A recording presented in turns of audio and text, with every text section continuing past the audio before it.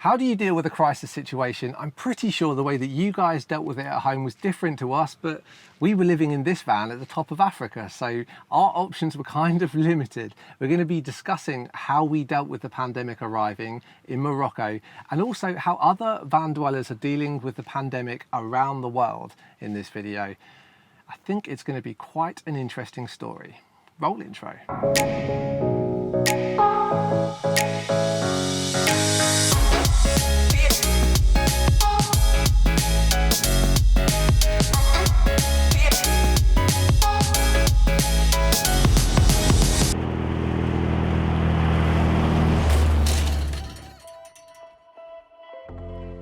We came to Morocco in our Kombi as a stop on our journey from the USA to Australia, hoping to escape the European winter, catch a few waves, and meet some fellow van travellers. Just like all of you, our plans for 2020 were turned upside down when the pandemic rapidly spread across the world. In a matter of a few days, it went from life as usual to, this looks bad, to, oh shit, it's here.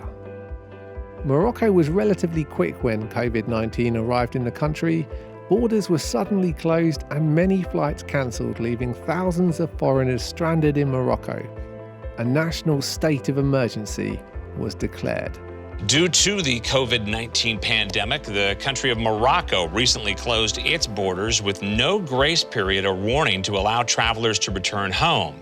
So right now there's no repatriation flights out of Morocco. Australia has stopped picking up people, and the UK has as well. So very quickly it happened where everyone, you lost your opportunity to get on a plane and leave. Yeah, so we need to make sure that all four of us, the two of us, the dog and the car, can all stick together and be safe through this situation. That's why we didn't get on a plane in the 48 hours of notice we had to get a plane. Yeah. When in our lifetimes have we ever seen such drastic measures from our governments? I mean, entire countries literally closing their borders. It goes to show the severity of the situation. Right now, all the governments are saying stay at home and shelter in place, but that kind of presents a significant problem for those of us who live in mobile homes, because right away it doesn't look like we're staying at home. What would you do if you lived in a van right now? We have a few options and we'll discuss them, but this pandemic doesn't just affect us. How is it impacting other people in the van life community? So we reached out to some of our friends. Theo and Bea from the Indie Projects were van dwelling in the UK in their beautiful self-converted van. So our plans have changed really drastically actually, because our van was just about to board a ship all the way to Canada so that we could complete the North American section of our round the world journey in our van, but unfortunately now we're stuck in the UK. Yeah, so we weren't planning on being in the UK, and it has been quite interesting being here as a van lifer. There's been really hostile parts of the UK that have made it really difficult for van lifers to find safe places to park up. So we were really lucky to actually get a house sit, so we're looking after a cat for as long as we need to be here really. And luckily it has a driveway where our van is parked, so we're going to spend this time working on new content and basically upgrading the van and doing bits and pieces before the borders open and we can carry on our journey. Fingers crossed it's not too long.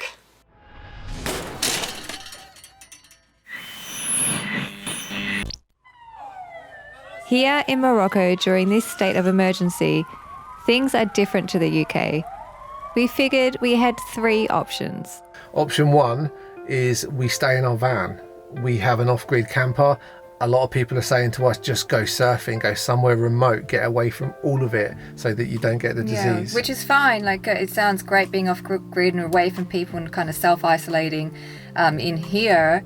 But we have heard of people being moved on We've been moved on by the police as well. And we have been moved on by the police, yeah. And they're closing campgrounds. And then when we do need supplies, because we don't have unlimited supplies. Like water and food. So we would need to go back into town. And then how is that going to look when we're kind of like driving around mobile, when technically you need permission to be out? You're going to need permission to be out. The people are also going to see us moving like our mobile homes, looking like we're not staying in place and observing the rules of the country. So, they won't understand that we're actually just driving to the shop. They think we're going to be camping. So that could go down really badly and could play out really badly with the locals. We suspect that any free-moving nomads like ourselves would be herded into lockdown camps and not allowed to leave. But would being stuck in a lockdown camp in Morocco be that bad?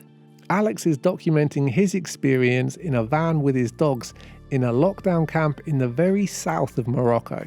Originally my plan was to head back into Spain, and then when this pandemic hit, the point of me realising, there's no leaving this country, at least without a lot of fuss and a lot of expense, then I thought, I'm just going to hunker down here. The place is alright, especially when we could still kite surf. There's none of that now, but there was a couple of little issues getting some certain supplies, but the locals helped us out with that. Everyone's been really nice. There's sunshine every day, there's a beach, the dogs can run around, and luckily enough I can do all my work online. So at the moment here, everything's good.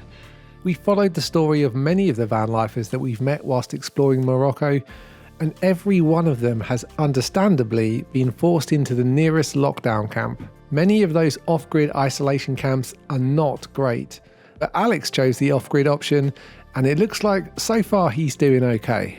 So option 2 is we make a run for it. The make a run for it option was the most common for all travellers and nomads overseas. Eamon and Beck were lucky enough to score a last-minute rescue flight from the Canadian government, but that meant that they had to leave their van in Morocco. Who knows when they'll be able to get their van back?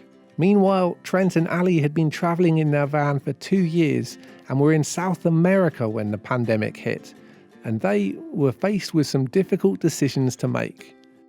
Our original plans had been to continue traveling, and obviously when the coronavirus took everybody by surprise, we didn't think it was going to be a big deal. We wanted to just keep traveling South America. And as we started making our way north, things really started to change, and we started to realize, one, we weren't going to be able to get into a different country because they were closing all the borders, and two, if the pandemic comes here, it's probably going to be really scary. Originally, we had planned to just hunker down in Argentina and wait out the storm, but we very quickly realized it was going to be a very long storm. Over the course of about 72 hours, we realized it would be really important for us to get back to our home country, the United States. So we flew back from Argentina to the States. We're back home in Utah now, and I would say the situation isn't ideal for anyone, but we're really grateful to be back here. And we're in a state in the United States, like Ali said, Utah, where there's a lot of testing, there's not a lot of cases, and we're in a very rural part of the country. So the odds of contracting the virus out here are actually very low for us, which makes us feel really good. We kind of have some space to move around. I think we're in the best situation possible, except for the fact that we left our home in Argentina. So we're feeling homeless, but we're feeling healthy, and we're trying to be grateful for that. All I can say is that we're both extremely happy to be together with our dog Frank and in a place that's safe. Obviously, this is the type of adventure that we weren't planning on, but it's working out.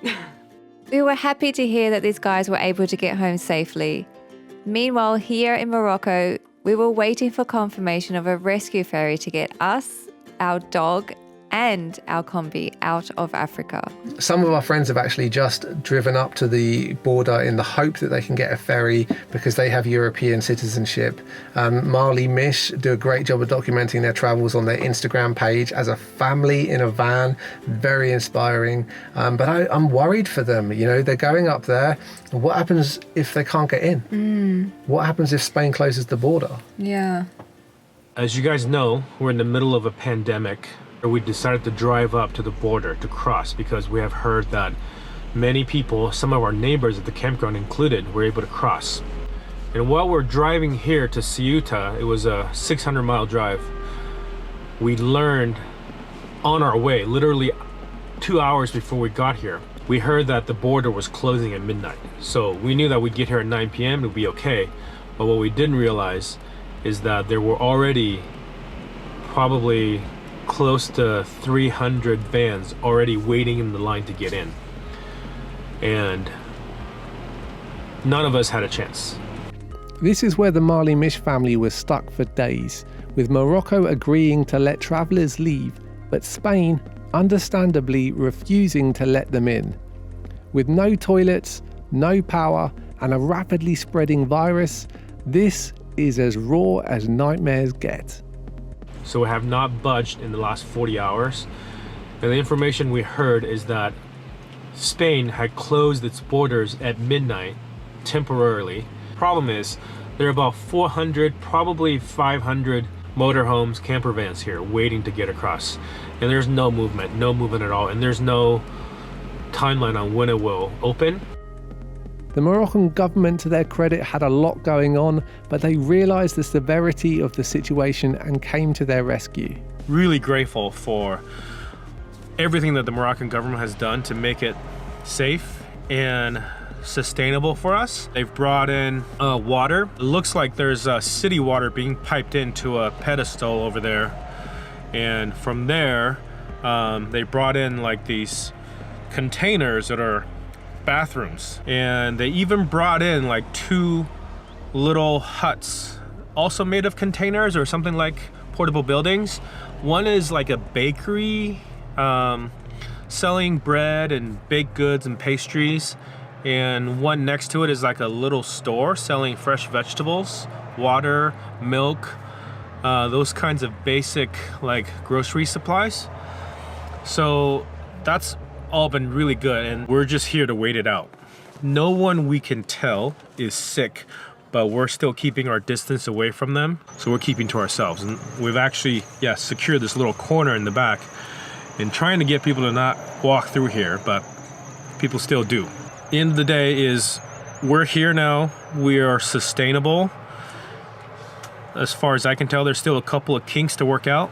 So once we figure that out, we'll be here for the long haul. We'll be here until repatriation can happen, meaning that we're going to be able to get on a ferry to go back. The normal ferry options from Morocco to Spain had still not resumed, but a special ferry was put on from Morocco to France, and the Marley Mish family managed to get out and across to Europe safely. Well done everyone involved in making that happen. Unfortunately, we didn't know about that rescue ferry in time to actually catch it. And even though Ben and I are registered with our embassies, they didn't tell us about this ferry. And maybe that was because we are not, I don't have a European passport and neither does Ben. So maybe we weren't allowed on that ferry. So hopefully there's other ferries where we're actually allowed to get on. And the third option is that we stay in this town and ride it out, extend the apartment that we rented from when my sister was here and just stay in the apartment. And knowing this area quite well and people kind of know us already, so it's probably the safest bet to be where people know our faces. And the landlord is quite helpful with everything that's going on too. She's been a great help and the community has been quite nice to us so far and supporting. Absolutely, yeah. The Moroccans here have been great. I do worry a little bit because a lot of people in this community work with tourism and they've all lost their jobs. They've all lost their jobs, and so as one of the only white people in town, how will we be treated by the locals as it pans out, as the situation gets more desperate and time goes on? Yeah. And also having our nice shiny Kombi parked outside without us in it and able to protect it, that also concerns me a little bit. Yeah. So far everyone's been really supportive and helpful, but like Ben says, you don't know how it's going to turn, especially if it's going to be months and months with people losing their jobs. Like, how upset are people going to get here? And if we do take option 3 and ride it out, what happens if one of us gets sick? It's difficult to know at this time what the best option is, and if we will live to regret our decision to ride out the pandemic in North Africa. As we moved out of our tiny home and into this apartment, we were prepared to document quarantine life.